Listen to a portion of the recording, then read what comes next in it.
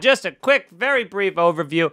I had a bone cyst inside my shoulder, inside the bone where it should be solid bone. It starts when you're a teenager, and they either shrink and go away, or they stay forever and fuck your shoulder up forever. So I had the latter, and so I had a bone cyst in there, which has been causing all these other shoulder problems, and then I also had arthroscopic, like rotator cuff, like issues. There's like some fraying and some basic. They had to do some sewing. Yeah, they just clean it up. It was Did you like get a clean to see up. the footage? No, but I tried to... You tried to get it and subtitle it and put it on Instagram? Yeah, Reels specifically. But, so I go to do the surgery. So I'm having two surgeons come in. I'm having... one is going to do the bone surgery, and the other one's going to do the arthroscopic surgery. I go in there, 5 a.m. Erica drops me off, and here's the worst part. Because of COVID...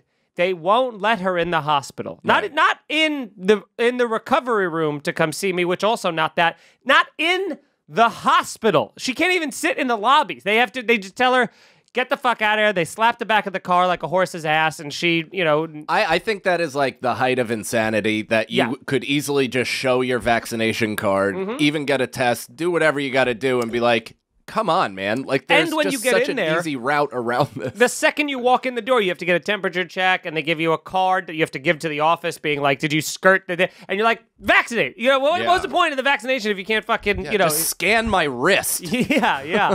So I go in there. I'm all alone.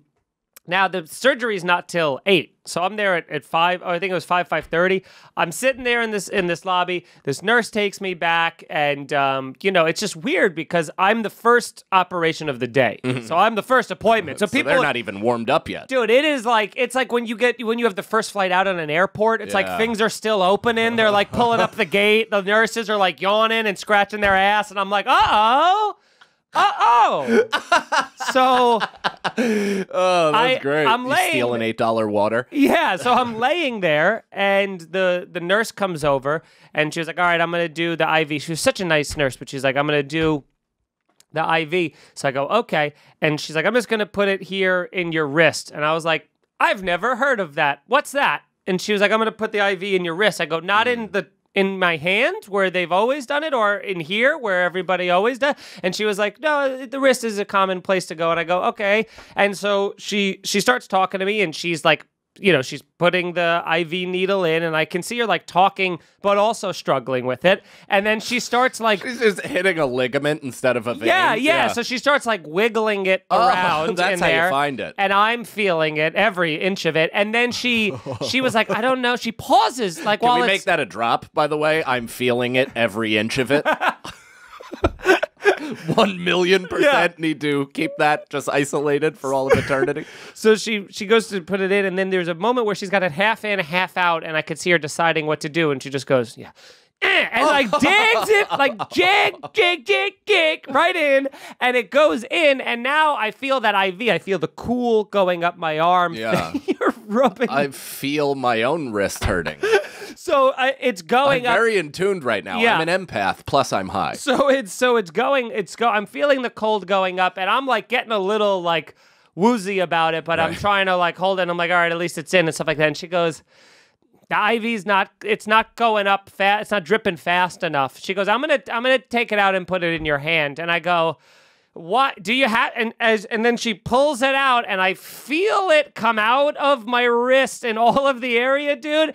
And what I said... Imagine she pulled out too fast and you just shit all over the place.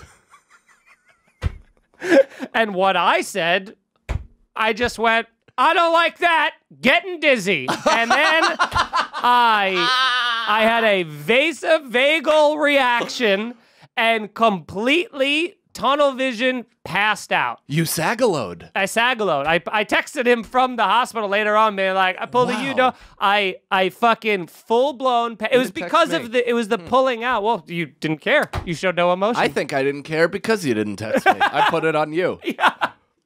We had that conversation first. Yours inspired mine. That's fair. I fully pass out, dude, and I don't know what happened or how long I'm out for, but I wake up and there's like 5 nurses in there, and now they're like, one's like putting down their coffee, the other one still got their puff coat on, and they're one's like trying to hold my legs in the air to get air in, and the other one's like cold rag and all this other stuff. And if Erica was here, she would have fucking filmed the entire thing, submitted it to court, and you guys would be goddamn millionaires right now. Right. So I wake up, and I'm like, I wake up to, it like fades in with them talking like, yeah. Over? You okay? Almost died. Yeah. So I come to, and I have no idea. You do the vague cross-eyed to focus again. It's so good. Every time you do it, it's just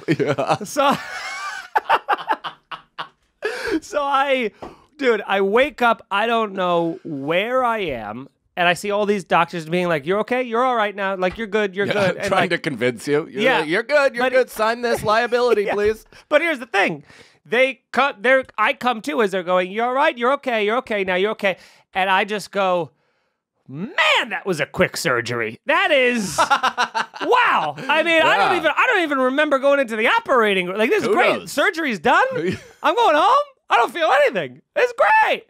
And they look at me like because I literally was like, the surgery's done, and they look at me. They're like, "We didn't even put the IV in yet. Yeah. You passed out." And I go, "Wait, what?" And they go, "Yeah, we didn't put it back in. It's still right here. We have to do it." I go, "You could have put it in when I was out? You could have just put it in?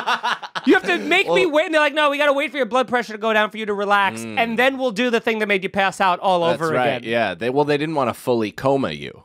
Yeah, I could guess. Have just been placed in the underworld and apparently never returned.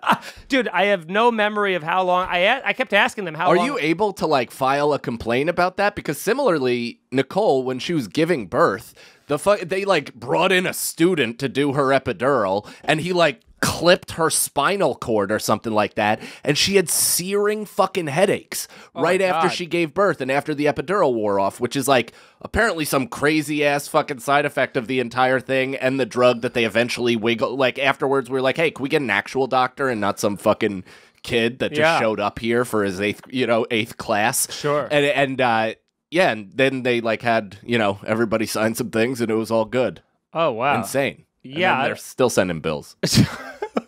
Won't pay them. Nope, ever. So, now I'm pissed off because I'm like, obviously I'm like, I have that cold sweat. My blood pressure's going up. I hear my heartbeat on the heart rate monitor, which doesn't help. No. And then they wait for me to like come down and relax, and then they do it again into my hand. This time I'm better. Is it the same person? No, they tagged her out real quick. She was like, fuck, she was. Yeah, they're like, did she try the wrist again? Yeah.